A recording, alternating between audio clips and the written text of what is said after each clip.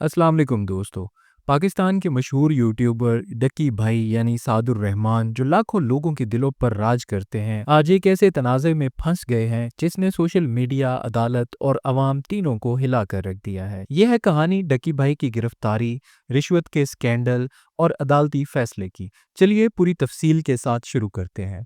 Ducky भाई एक ऐसा नाम जो 2017 से यूट्यूब की दुनिया में छाया हुआ है। रोस्ट वीडियोस, गेमिंग और व्लॉग्स के जरिए शोहरत की बुलंदियों को छुआ, मगर अगस्त 2025 में उनके लिए हालात यकदम बदल गए। 17 अगस्त 2025 को लाहौर के अल्लामा इकबाल इंटरनेशनल एयरपोर्ट पर जब वो बैरून मुल्क जा रहे थे, अचानक उन्हें रोक लिया गया क्योंकि उनका नाम शामिल था प्रोविजनल नेशनल आइडेंटिफिकेशन लिस्ट यानी PNIL में। और फिर शुरू हुई वो कहानी जो आज पूरे पाकिस्तान में चर्चों का मरकज है। दोस्तों, अब आते हैं असल मामले पर। आखिर डक्की भाई पर इल्जाम क्या है? तहकीकात के मुताबिक डक्की भाई पर इल्जाम है कि उन्होंने अपनी वीडियोस में गैर कानूनी ऑनलाइन गेमिंग और बैटिंग एप्स को प्रमोट किया। जी हाँ, वही एप्स जैसे B9 गेम, 1xBet, बाइनोमो वगैरह।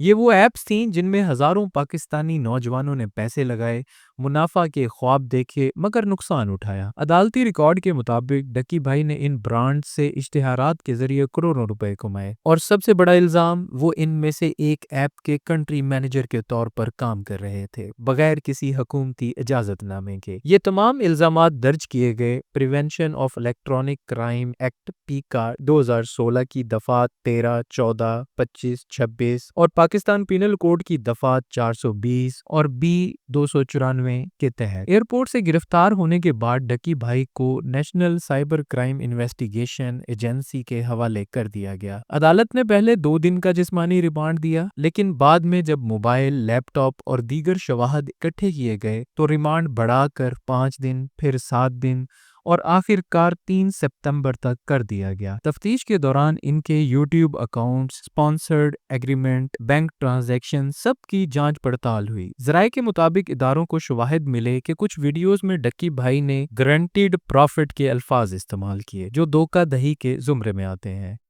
दोस्तों, अब आते हैं कहानी के सबसे चौंका देने वाले मोड़ पर, रिश्वत के इल्जामात।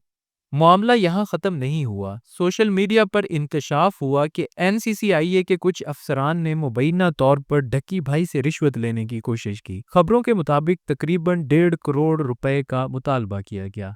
ये इल्ज़ाम इतना संजीदा था कि फौजी इंटेलिजेंस MI ने भी मुदाखलत की और 5 NCCIA के एहलकारों को हिरासत में ले लिया गया ताकि मामले की शफाफ तहकीकात हो सकें। इस इंकशाफ के बाद केस मजीद पेचीदा हो गया।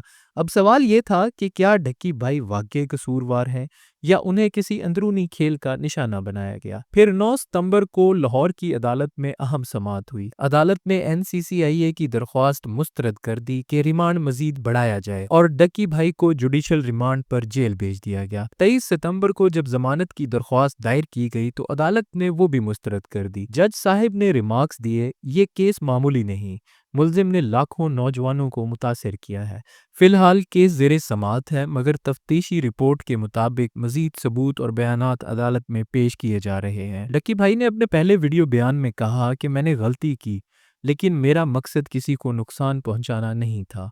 उन्होंने तस्लीम किया कि वो इश्तिहारात की कानूनी हैसियत चेक नहीं करते थे और अगर कुछ गलत हुआ तो वो उसकी जिम्मेदारी लेने को तैयार हैं। सोशल मीडिया पर लोगों के 2 ग्रुप बन गए। एक तरफ वो लोग जो कहते हैं डक्की भाई को फंसाया गया और दूसरी तरफ वो जो कहते हैं कानून सबके लिए बराबर होना चाहिए। ये केस सिर्फ एक शख्स का नहीं बल्कि एक पूरे सिस्टम का आईना है। अब सवालात ये हैं, क्या इन्फ्लुएंसर्स अपनी प्रमोशंस के कानूनी पहलू जांचते हैं? क्या ऑनलाइन गेमिंग नौजवानों के मुस्तकबिल से खेल रही है? और सबसे बड़ा सवाल, क्या इंसाफ वाकई ही गैर जानिबदार है? ये कहानी न सिर्फ डक्की भाई बल्कि पाकिस्तान के डिजिटल मीडिया कल्चर को भी बदल सकती है। कहानी अभी खत्म नहीं हुई, अदालती कार्रवाई अभी जारी है, नए सबूत सामने आ रहे हैं और अवाम हर पेशी पर नजर रखे हुए है।